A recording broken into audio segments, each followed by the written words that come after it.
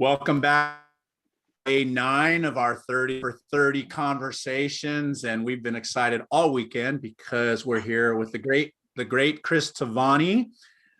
Cris, you probably know this story, but back when I first started to have this idea that I might write a book, I walked into the Stenhouse booth at NCTE Baltimore, not 2 years ago, Baltimore, 20 years ago, Baltimore, and said, well, if you're really serious about writing with us, you ought to check out this new book called I Read It, But I Don't Get It.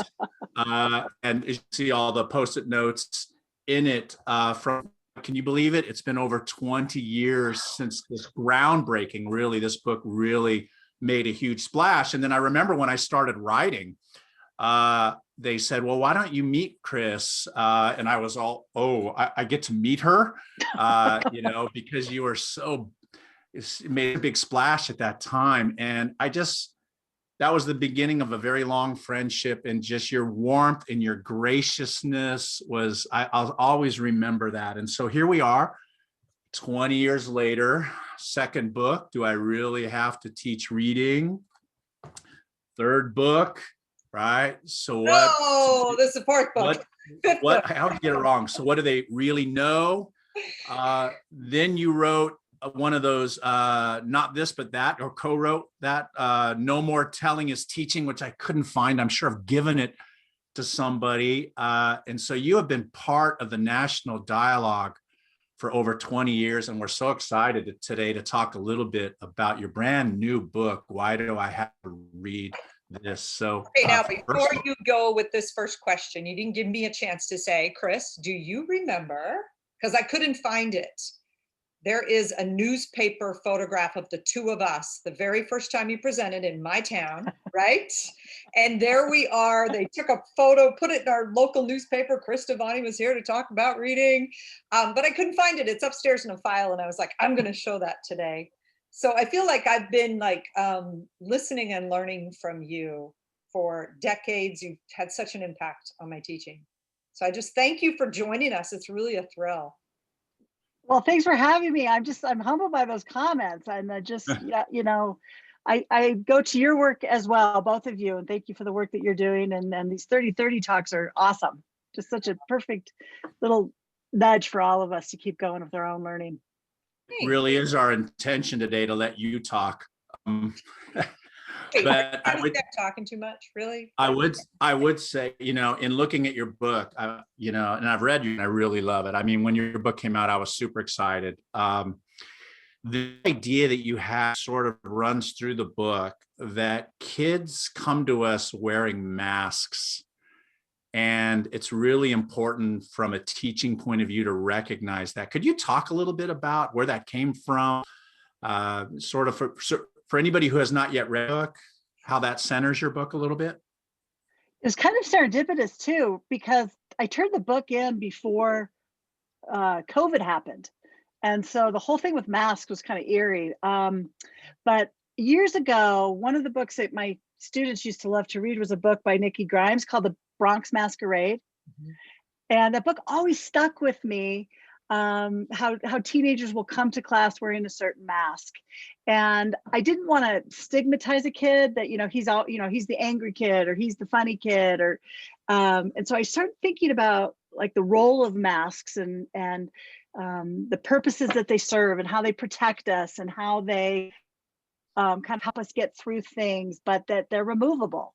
And then I started just kind of thinking about the kids that are the hardest ones for me to hook constantly. Like I could hook them for a minute here and there, but thinking about how do I hook them long term? And so I think that idea of kind of grouping kids, knowing that they can switch their masks from day to day, right? Depending on what's happened before they've come to class. So thinking about the kid who's, really angry or apathetic and why is he wearing that mask? And then the mask of the class clown.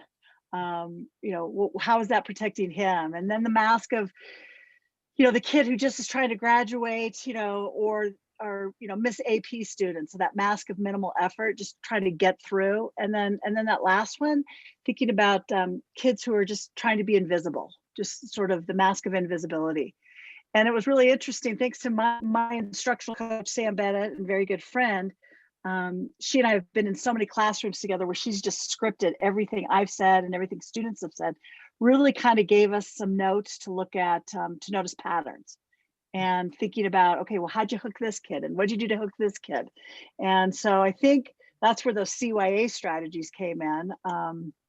You know, for us, right? You know, cover your ass, but really that idea of curriculum you anticipate, like how can we anticipate the needs of the kids that we're going to encounter? And so, you know, when I would go in to do a demo lesson with kids I never knew, or I would be in a content area like science or social studies that I didn't necessarily know that either, how did I kind of plan ahead for specific needs so kids didn't eat me alive and I didn't look like an idiot in front of 30 teachers? So I think that's one of the reasons why I've always resonated with your work, because it's so grounded in the real classroom, and you are not afraid to say, look what happened here to me and what I learned from it. I mean, in that chapter on the class clown, I think it was the chapter on the class clown, you talk about going into a classroom where you didn't realize they were really second language learners in the room. Right. And then that realization, and the teacher really that you were working with, they didn't have that level. And so what, you know, that happened, this happens to all teachers, those moments where we did not address the needs of the kids the way it probably should have been done. And I just love that about your work, and you're very reflective on what you've learned from those situations. Thank you. Thank you. You know, we're all English teachers, and we've all been in that teacher's lounge where, you know, people are faking it, trying to, you know, talk about the true meaning of the author. And, you know, I could never compete with that because I never knew. I never was on the same par as my colleagues in that regard. And I think that idea of being vulnerable and just saying, okay, here's where I'm good now, here's where I'm going to change. I think that also comes from that sports background that I grew up with of you know, that's where you get better, is when you notice where you just fell on your face and being metacognitive and trying to figure out, okay, what am I going to do the next time in that situation? I think it's really interesting to think about that teacher's lounge too, because I read this whole book going, teachers wear every one of these masks with each other, with kids, with the principal, because the principal is the lead teacher, right? And he's looking at his class, and they're all doing all of these things, but for different reasons. And that's another way to think about what you're doing here, which is saying that mask is there for a reason. And it's not there every single day, but it's there right now. And why is that teacher playing class clown at faculty meeting? So I think that it was an interesting way to think about this book, is the dynamics of a school, not just an individual class or an individual kid, but also the whole. But I also want to compliment you on your chapter titles, which I love, right? There's a difference between, as Don Murray said to me, where you just name something or you actually title something. You label it or you title it. And yours are titles. Chapter 2, Wedgies, Drunken Bears, and the Stress of Short-Sighted Planning.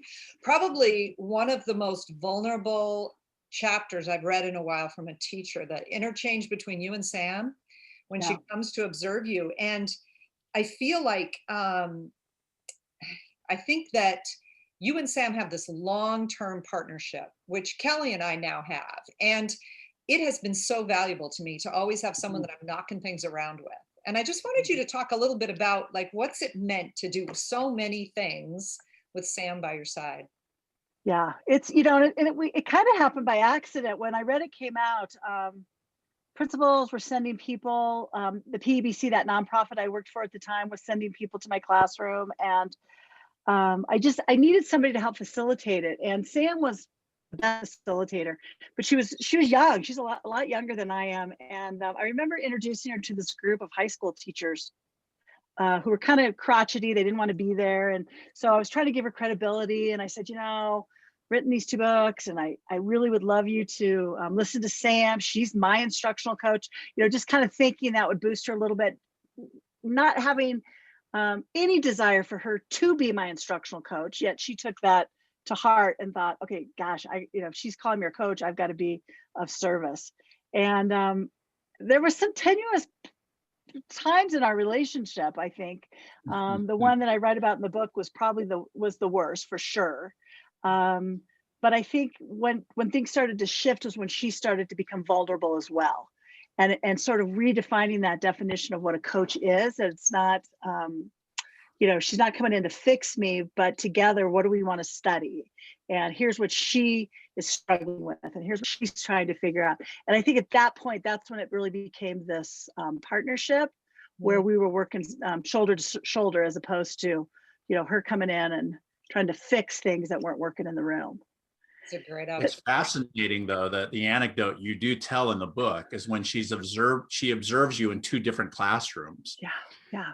With two different sets of students. And she believes that you sort of taught up to one group and kind of taught down to another one. And I'm reading it going, oh, holy crap, right? The conversation that you guys had. But how brave it is to have that conversation. I think it was a previous episode of this series of 30 in which Penny and I talked about, the importance of getting out of your silo and to have somebody who can speak the truth to you.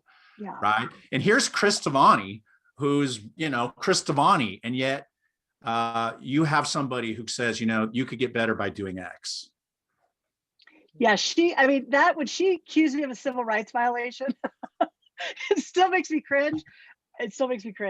But that took a lot of guts for her, to be honest. And I think Sam's, true, one of the things that she's a champion of is kids, right? And so she was like, all right, I don't care if this person ever talks to me again, but I'm going to say this. And so I think that was, her truth. And I never did respond to that coaching letter. I found it years later and I showed it to her. We just started laughing and we just talked about, how we've just kind of journeyed through these last 20 years together. But I think her strength is growing as a coach. Like, she never gives up on teachers. Like, I never give up on kids. And I think that's a nice little mix that we have together. Mm-hmm. I think what's so interesting too about your book is that so much of the real curriculum isn't the curriculum. Yeah. It's the way you approach kids. It's the way, as a professional teacher, that you seek a coach, you seek a like-minded person to buddy up with. That, to me, and I think, Penny, you could probably say it better because I've heard you say it a million times, how much the teaching is the curriculum, right, Penny? Absolutely. I was thinking about this diagram I share in conferences with my friend Elaine Millen, who has studied leadership all of her life. And she says that what's closest to the kids is instruction. And administrators spend all their time on curriculum assessment. But if you don't get better at instruction, things don't change, period. And so instruction is everything. Stop with the super planned out units, because if you're not responsive in the moment, the kids kind of know what this classroom's about. And that's, one of your great strengths is knowing how to respond and what to try. And I remember I was presenting in Denver once and you came in at lunch or something and you were grabbing my infographics and going, I know how I'm going to use these. I know exactly. And I was just like, that's so Cris. Like, you just figure stuff out so fast, but to also be willing to say and to write. Really, how many books have we read where someone would expose the worst moment they had being observed? No, people don't. People don't want to say, I make mistakes.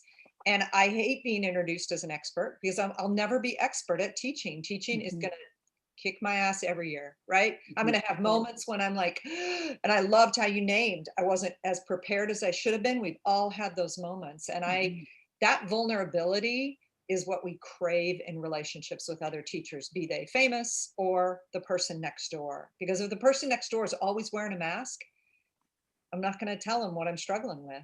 But I luckily had a whole group of people at my school and we talked about our struggles all the time. It makes you better. Yeah. Yeah. And you like kids, you can spot fakers a mile away, right? Yeah. And I think people would say, what I would have same, wrestles with my principal as other people and colleagues. And, they're like, really, like, people don't listen to you. And I said, I think it's because they see you fail.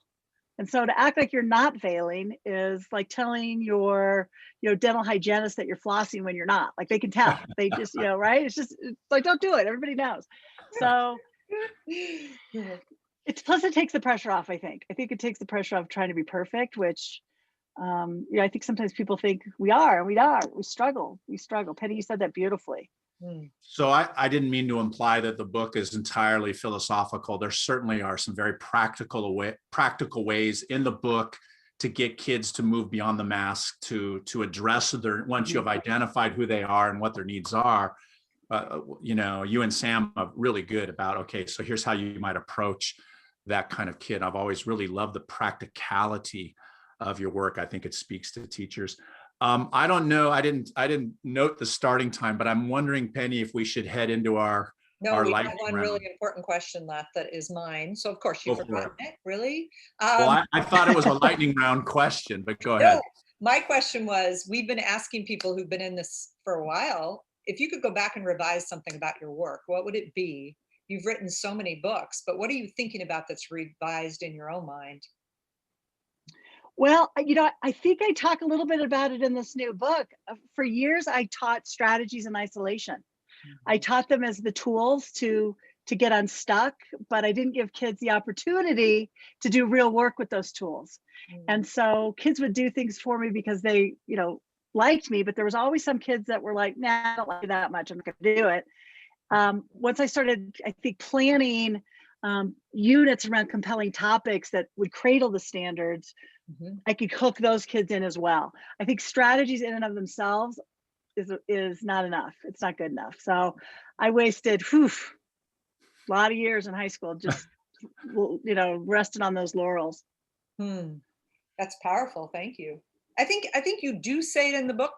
It's not a surprise to you that not everyone will read it. We want them to.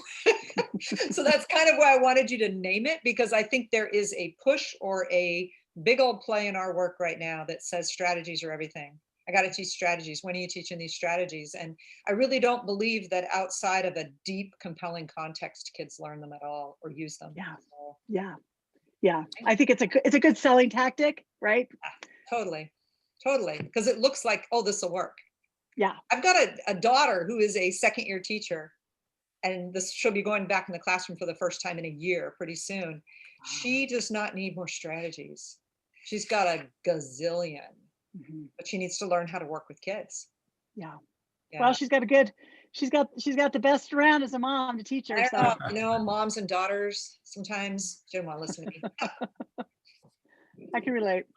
Yeah, I'm waiting for permission to proceed, Penny. go ahead, lightning round, go. I'm scared. So we end our talks with just 2 or 3 or 4 little questions, just sort of random, just to kind of get a feel for our guests today. And so I'll begin with this one, Ms. Tovani. What coping strategies have you adopted to deal with the tragic turn that the Colorado Rockies are taking? I am so angry at management for getting rid of Nolan Arenado. I haven't even been able to watch spring ball. Usually I'm you know, baseball, Kelly, you know this, because it's the story behind each of the players. And you got to start in spring ball to get their stories and where they played their farm club. And I have not watched one pitch right now because I'm so angry at that horrible, horrible trade. So I guess I'm coping with it by ignoring it and being in denial. There Well, you go. here's to healing coming soon to you. Thank you. It'll never happen, I don't think. I want to know what's on your musical playlist when you draft, when you start writing. Nothing. I have got to write in absolute quiet. So, which is kind of, I'm exactly the same way, not a noise. yeah. That's drafting for me. Revision, I've already got it. I know what I'm trying to say. And then I want the beat. I want the movement. I want to feel sentences with rhythm. So drafting silence, but interesting. That's interesting. I'm going to try that. I'm going to try that, Penny, with music behind me. Yeah. Other than when you're doing it. husband interrupting me. Yeah. Cris, tell us something you've been reading. Okay, so for me, if I read something really hard, I've got to read something easy the next time. So, you know, so I just finished this, which was really easy. I loved this. I loved how it was structured. It's The Black Friend, yeah, so great, so great. I would use this with high school kids in a minute as a choice. But then for my birthday present, I got this book by George Saunders called "To Swim in the Pond in the Rain." Have you guys seen this one? No. Okay, so I didn't know he teaches at Syracuse. He teaches creative writing at Syracuse. And so this is nonfiction around his class lessons from his class, but he uses 7 short stories by Russian authors to teach the lessons around what to look for as a reader, but then also then how can you use those stories as a mentor text to try things in your own writing. And yeah, I've just started this. I'm just into it now, but I love it, love it, love it. Very cool. One of my favorite things about talking to people. Penny, what are you reading? Oh, it's so awesome. And the Black Friend is part of our summer book club this summer. We're talking to Great choice, Joseph, as part of the summer book club, but we were hoping you would come on. So now I know which book I want to ask you to come on and talk about. Oh yeah, I love that one. Love it, love it. Yes, it's so good. So good. Well, Cris, thank you so much for your time. I'm always in awe of your thinking and your passion and your commitment to this profession, especially to teachers. It's really just such a joy to listen to you today. Well, I'm humbled to have been asked, and thank you guys for inviting me. And I'm in such a good mood to see your faces. I think the light is at the end of the tunnel where we're going to get to be kind of normal again. So you guys stay well and stay safe. Can't wait to see you again. Thanks for joining us. Say hi to Pete. Say hi to Pete and the family, and hopefully we'll be back together in person soon. Thanks, Cris. Thank you. Bye, guys. Bye, everybody. See ya.